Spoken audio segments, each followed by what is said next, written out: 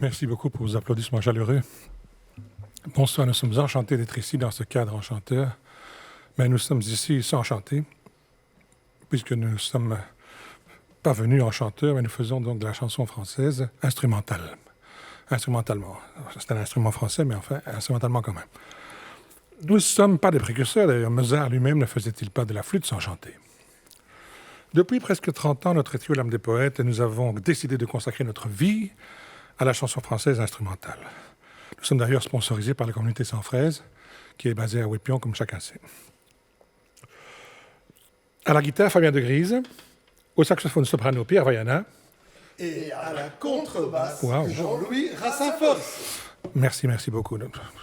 Merci. Eh bien, nous sommes très heureux de nous retrouver chez vous ce soir pour célébrer la Journée internationale du jazz et vous présenter notre 7e CD, le METEC, qui fait la part belle aux artistes qui ont enrichi la chanson française de la diversité culturelle. Nous avons commencé par la chanson Le METEC de Georges Moustaki.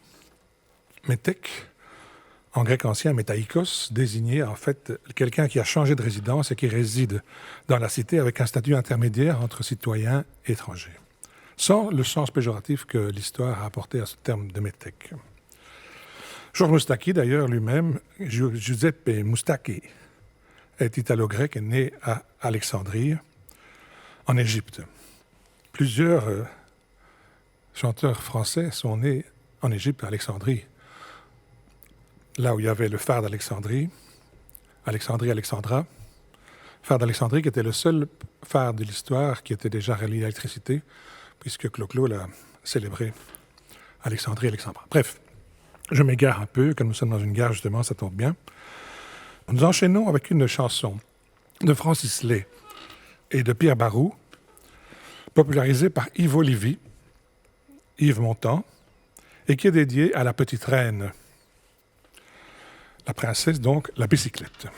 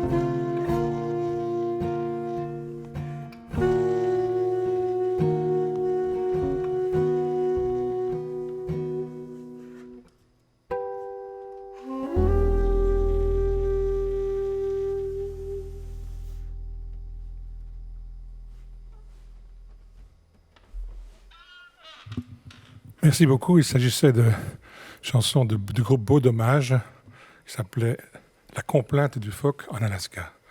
Les paroles, ça ne vaut pas la peine de quitter ce qu'on aime pour aller faire tourner des ballons sur son nez. Donc, nul n'est besoin de courir ailleurs pour parfois voir les beautés que l'on a autour de soi. Bref, nous allons poursuivre avec une chanson popularisée par Joséphine Baker, chanson de Vincent Scotto. Joséphine Baker, comme chacun sait, qui est la mère de Chet Baker, et donc qui a donc fait cette chanson, une chanson très intéressante, qui s'appelle J'ai deux amours, mon pays et Paris.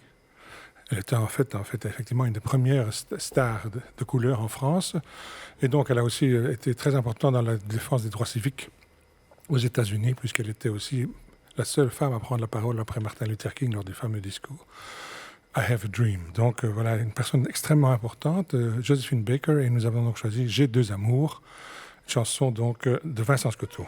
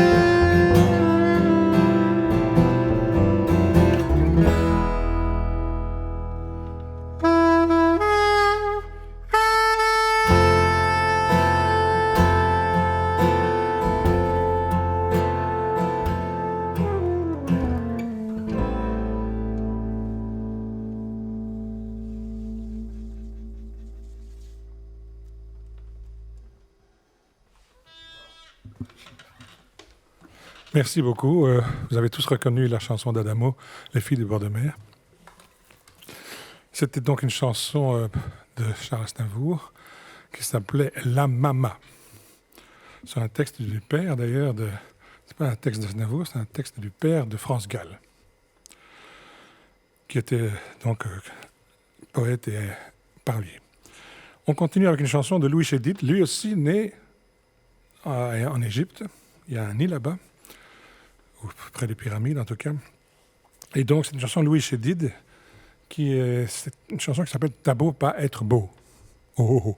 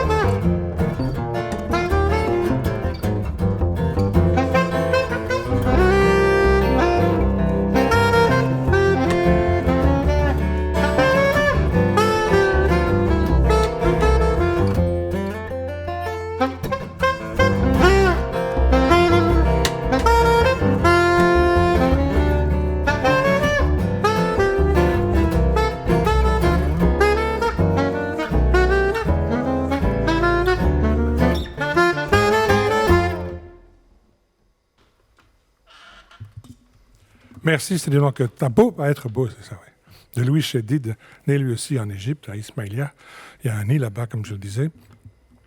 Nous allons terminer ce set avec une chanson, en fait, qui vient aussi d'une chanteuse qui est aussi née en Égypte. Et donc, elle s'appelle Yolanda Gigliotti. Et elle est née en Alexandrie, elle aussi, Alexandra. Donc, c'est une chanson qui a été connue, en fait, plutôt sous le nom de Bambino. Parce que le titre original, c'était Guaglione. Guaglione, ça veut dire un petit garçon des rues, un petit ketch de Bruxelles.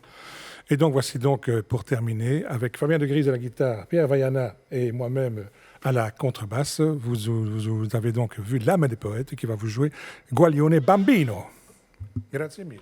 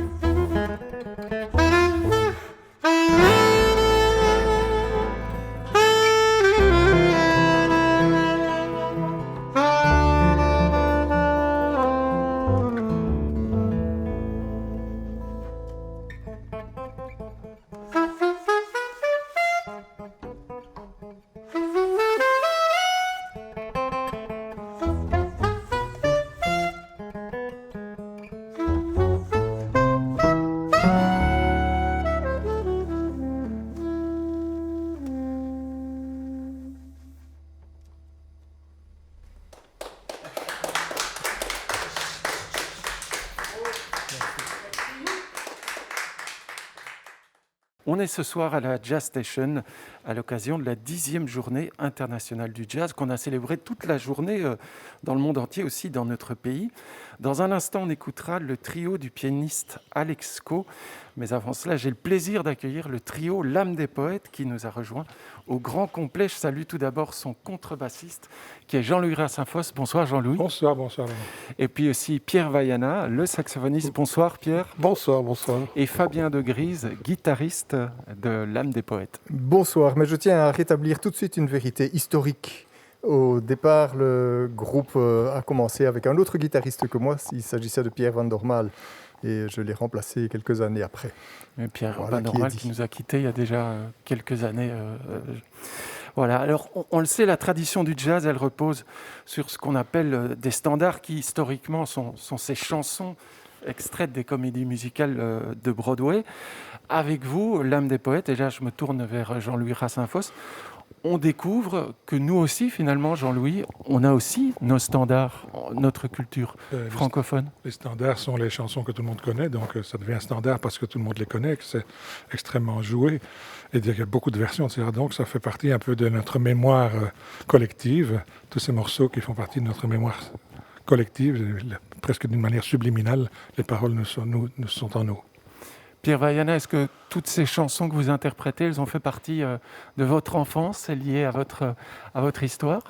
Oui, parce que à l'époque, quand j'étais gamin, il y a très très longtemps, ma maman était couturière et toute la journée, il y avait la radio. Et donc, à cette époque-là, à la radio, on entendait toutes ces chansons-là. Donc, c'est vrai que pour la plupart, en tout cas, je les avais vraiment dans ma mémoire. En tout cas, oui. À quel moment vous vous êtes dit, finalement, on peut faire un trio, on peut faire un groupe de jazz avec ces standards francophones? C'était l'idée de départ, en fait. C'était de se dire, on pourrait très bien choisir des chansons que tout le monde connaît, qui font partie du patrimoine francophone, et d'improviser dessus, comme on le fait avec les standards de jazz qui viennent de la culture anglo-saxonne. Donc c'était vraiment l'idée de départ, on s'y est tenu. Parce qu'en fait, le chant est très vaste. On a fait 7 albums, on a enregistré je ne sais pas combien de morceaux, peut-être une centaine. Et donc, du coup, il y a encore beaucoup à faire. Donc, ça n'a pas de fin.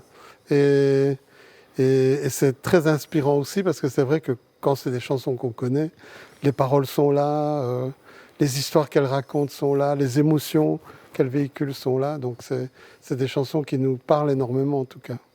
Fabien de Gris, ce qui est impressionnant, c'est que, évidemment, de par la nature de votre trio qui est instrumental, on n'a pas les paroles, mais à tout moment, on entend chanter. Et finalement, on a l'impression que dans la manière dont vous scandez ces thèmes, finalement, ça manque presque pas et on vous entend tous les trois chanter. Oui, en fait, on essaye d'avoir les paroles en tête quand on joue la mélodie. Donc, il y a même des moments où, pour moi, ça aide beaucoup pour me retrouver dans la structure, quand ce sont des structures un peu compliquées. Je m'accroche à la mélodie, je la chante dans ma tête. Et quand je la joue, j'ai les paroles aussi en tête. Donc, forcément, ça transparaît sans doute un peu dans la manière dont on joue ces mélodies. Jean-Louis Rassinfos et Pierre Vaiana, vous avez tous les deux, et sans doute Fabien aussi, beaucoup joué avec des jazzmen américains.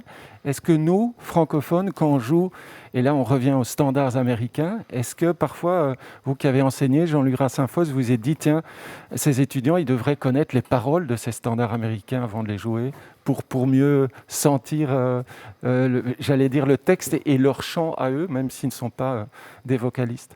C'est sûr, mais les paroles sont importantes et elles rappellent un peu aussi le contexte. Il y a des paroles qu'on ne peut pas jouer à n'importe quel tempo, par exemple. Certaines, parfois, on prend des grilles et certains morceaux, qui sont en fait des morceaux assez lents, sont joués à fond la caisse. C'est parfois un peu, pour moi, antinomique de jouer body and soul à fond la caisse, quoi. Donc, ça fait partie les paroles font partie du morceau, quoi. Évidemment, quand on est anglophone, c'est beaucoup plus facile d'avoir tout ça dans la mémoire dans la mémoire reptilienne, si j'ose dire. C'est pour ça que les chansons françaises qu'on emploie, ça nous parle aussi et ça parle aux gens qui les connaissent. Alors, quand vous répétez que vous êtes en phase de préparation, Pierre Vaiana, saxophoniste, est-ce qu'il y a des chansons que vous avez essayées, puis vous vous êtes dit, tiens, on adorait l'écouter, mais elle ne marche pas, elle ne fonctionne pas? Oui, bien sûr. En fait, quand on commence un nouveau projet, on essaie d'avoir une thématique assez forte, comme celle-ci, le METEC, avec ces chansons qui ont été amenées dans le répertoire de la chanson française par des personnes qui venaient peut-être d'ailleurs.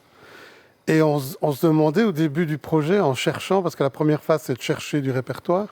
En cherchant le répertoire, on se dit, est-ce qu'on en aura au moins 12 pour faire un album? On s'est retrouvé avec près d'une centaine de chansons. Puis on fait une première sélection qui sont les coups de cœur de chacun d'entre nous. Et on les met en commun. On se retrouve alors avec une vingtaine de chansons peut-être. Et puis finalement, c'est instrument à la main qu'on va... C'est les chansons qui vont décider, en fait, si elles ont envie de passer dans nos mains, parce qu'il y en a qui vont mieux sonner que d'autres. Il y en a où on va tout de suite trouver une idée. Il y en a d'autres où on les adore, mais on ne parvient pas à trouver...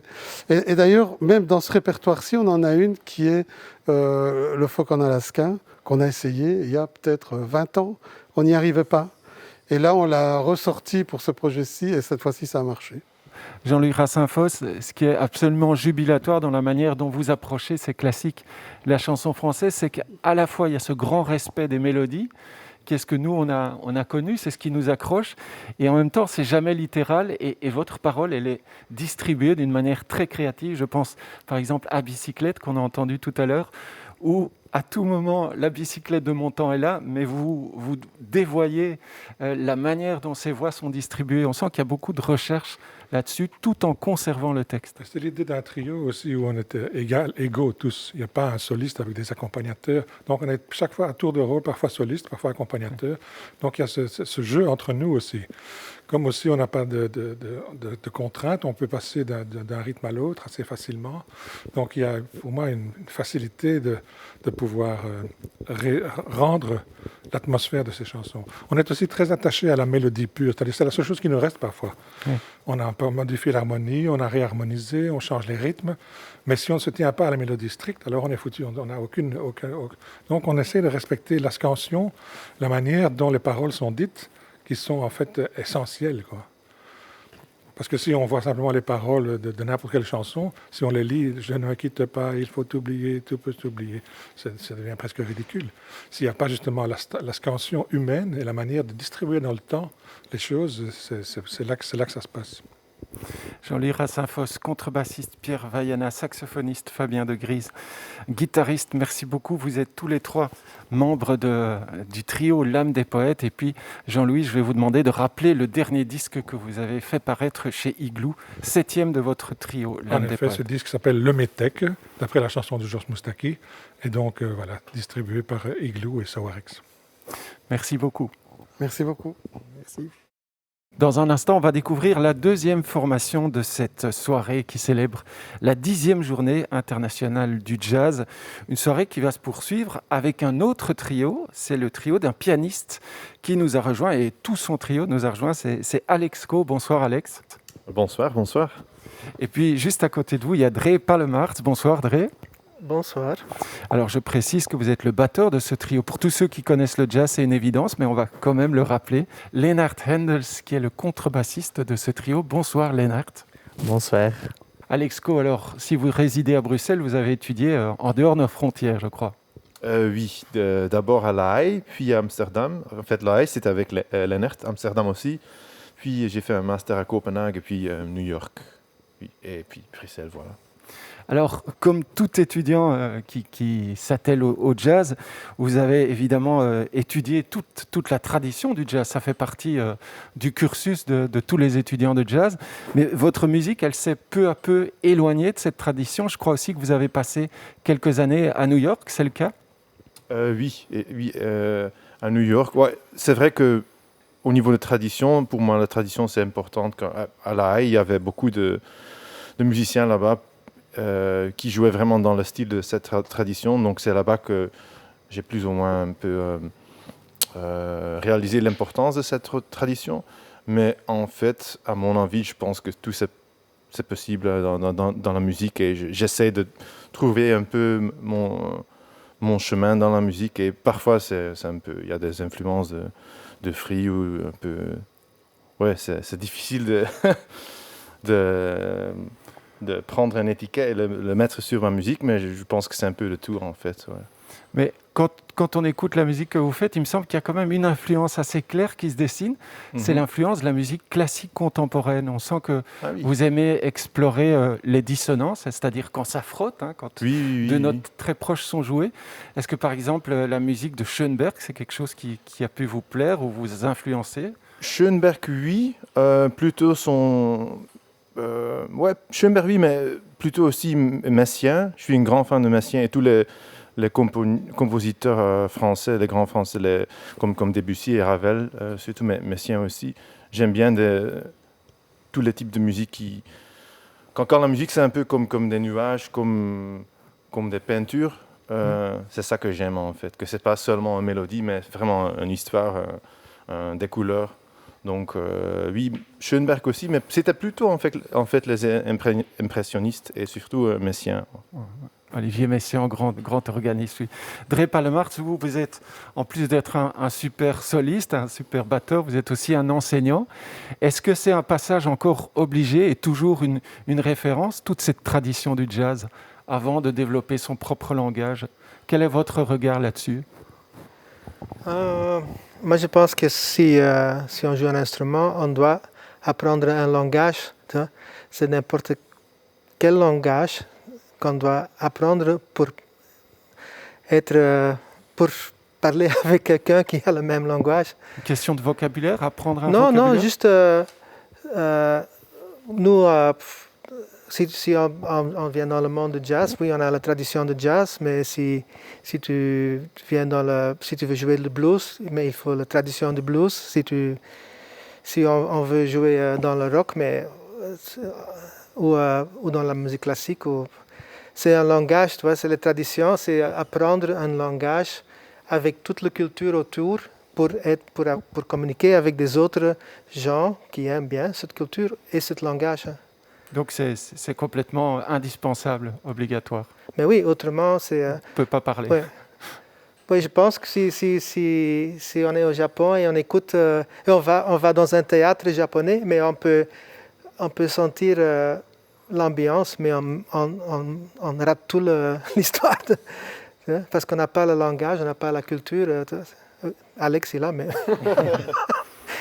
Si on doit apprécier le théâtre japonais, mais il faut apprendre le japonais, le langage, et aussi la culture dans laquelle il communique. Oui. Lennart Hendels, vous êtes le contrebassiste de ce trio.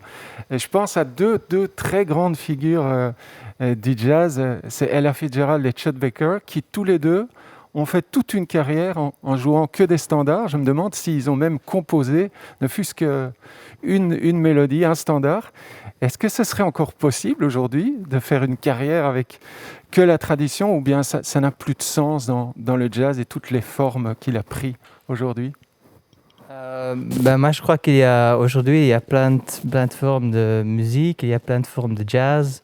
Et je crois que c'est parfaitement possible de faire toute une carrière focusée sur un seul truc. Je crois qu'il y a autant de gens maintenant dans le monde qui aiment le jazz que il y a plein de gens qui apprécient juste ça. C'est-à-dire, mais à part de ça, moi personnellement, je suis comme Dre et Alex, intéressé inspiré par beaucoup d'autres sortes de musique. Donc pour moi personnellement, ce serait pas possible parce que moi j'ai cette urgence, ou c'est nécessaire pour moi de sortir de cette boîte et d'incorporer tous les inspirations des sortes de musique que moi j'aime bien. Ce qui est passionnant à l'Exco aujourd'hui, c'est que, et c'est à l'image de notre époque, c'est que le jazz, il est influencé par plein de courants. On parlait il y a un instant de la musique classique contemporaine, mais on sent aussi que la musique électronique, elle a l'air de vous intéresser aussi. Dans les années 70, c'est le rock qui a influencé le jazz. Finalement, c'est quand même quelque chose qui semble être une grande richesse dans notre époque, tous ces métissages. Vous en profitez, vous aussi? Oui, surtout aussi la musique électronique. Je pense que c'est super intéressant ce qu'il se passe. Et je pense que pour l'instant, il n'y a pas de frontière entre beaucoup de styles de musique. En fait, pour moi, même le jazz, je ne sais pas si ce mot existe encore vraiment comme signification, je veux dire. Il y a toujours, ça mélange toujours avec tous des autres types de musique, et je pense que, ouais, comme vous dites, la musique électronique, je pense que maintenant, il y a tellement beaucoup de choses intéressantes dans la musique électronique qui sont parfois même plus intéressantes que les innovations dans le secteur, je ne vais pas dire le secteur, mais dans le style de jazz. Donc, je pense que jazz a devenu plutôt un terme, un mot pour dire, OK, on essaie quelque chose de nouveau ou des idées nouvelles et on mélange ça avec des autres choses peut-être. Je pense que, ouais, jazz, c'est quelque chose, ouais. Comme Miles Davis, j'ai vu une chouette interview avec Miles Davis, je pense avant-hier sur Facebook, et c'était, je pense, un reporter, un journaliste norvégien, je pense, qui le demande quelque chose de jazz. Et lui, il disait, c'est pas nous qui ont inventé ce mot, c'est quelqu'un qui a donné le mot à un type de musique qui n'était pas compris par les gens en général. Alors là, vous êtes en train de lire quelque chose exactement. Qui est en face de vous. Oui. Il faut voir ça de Miles Davis parce qu'il le dit dans une façon vraiment super chouette à ce journaliste. Mais voilà, c'est ça. Je pense que juste que ça mélange tout le temps le jazz. Et comme vous dites, avec la musique électronique, mais aussi classique. Ouais, voilà. Dre Palmars, pour terminer, avant qu'on vous écoute ici à la Jazz Station et faire de la musique cette fois, est-ce qu'on ne peut pas quand même dire que ce qui réunit tous les jazz, c'est quand même l'improvisation entre toutes les époques, c'est que ça reste quelque chose qui n'a pas changé, c'est ce goût aussi, c'est ce plaisir d'improviser. Mais je pense que moi, j'utilise le mot jazz quand il y a des improvisations. Ouais. Et même dans le classique, si ça improvise, je pense que c'est du jazz. Dre Palmars, batteur, merci beaucoup. Lennart Hendels, contrebassiste, merci. Alex Coe, pianiste et compositeur de votre trio ici. On va vous découvrir dans un instant sur la scène de la Jazz Station à l'occasion de cette 10e journée internationale du jazz. Et avant que commence notre concert, je vais vous demander de présenter la première pièce, la première composition que vous allez jouer là maintenant tout de suite. En fait, moi j'aime bien le livre de Dune. Je ne sais pas si vous connaissez Dune, mais en fait, c'est ça que j'aime bien dans le monde. Il y a une idée tellement forte que ça influence toutes les autres idées. Donc, tout le science fiction, Star Wars, c'est Game of Thrones, c'est tout un rip-off, comme on dit. C'est tout, en fait, volé. Les idées sont tous volées de Dune. Et c'est un livre de science fiction. Donc, j'ai écrit, je pense, quelques morceaux, 2-3 morceaux, pas dans le style de Dune, mais je pense que s'il y avait un film de Dune, il y a des films de Dune et il y a un nouveau film qui sort bientôt.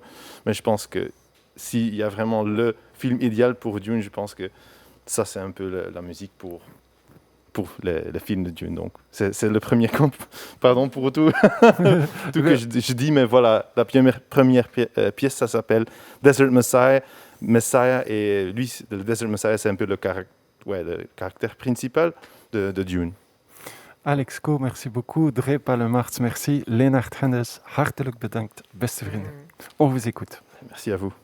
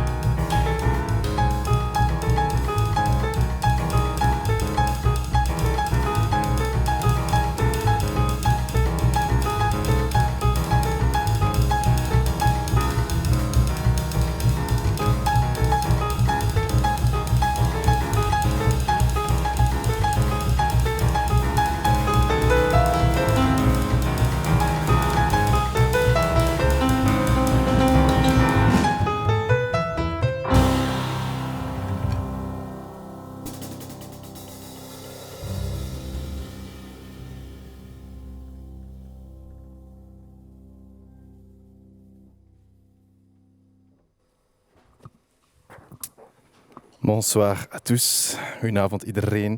On est le Alex Co trio. À la batterie, Dre Palmaert. Et à la contrebasse, Lennart Eindels.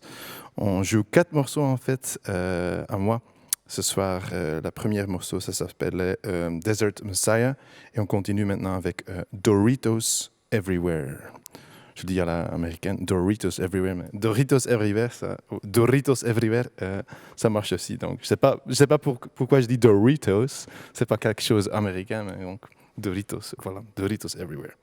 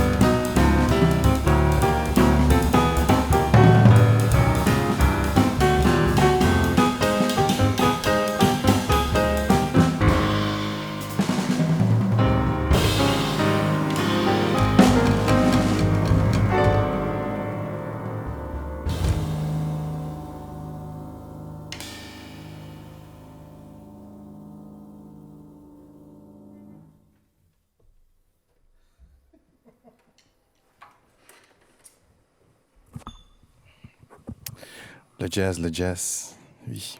C'est prendre des risques, être perdu de temps en temps. Je suis perdu chaque 20 secondes, je pense.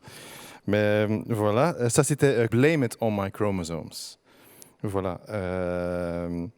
On va finir avec un morceau que j'ai écrit pour un grand copain qui n'est plus avec nous. Il s'appelle Jonas, mais on disait toujours Jonas comme Jackass, Jonas, parce qu'il était un peu... il prenait des risques. Et voilà, il aimait la vie et voilà. C'est pour Jonas. Voilà. Merci encore un grand merci à Jazz Station, à Leonie d'Hortense pour nous inviter. On est très, très contents, très heureux de jouer en fait. Parce que pour l'instant, on ne joue pas souvent. Mais bon, voilà, je vais vous présenter encore une fois l'équipe ici. C'est Dre Palmaerts à la batterie, Lennart Heindels à la contrebasse. On a le Alex Co trio et merci d'écouter, merci d'être là et on va finir avec Jonas.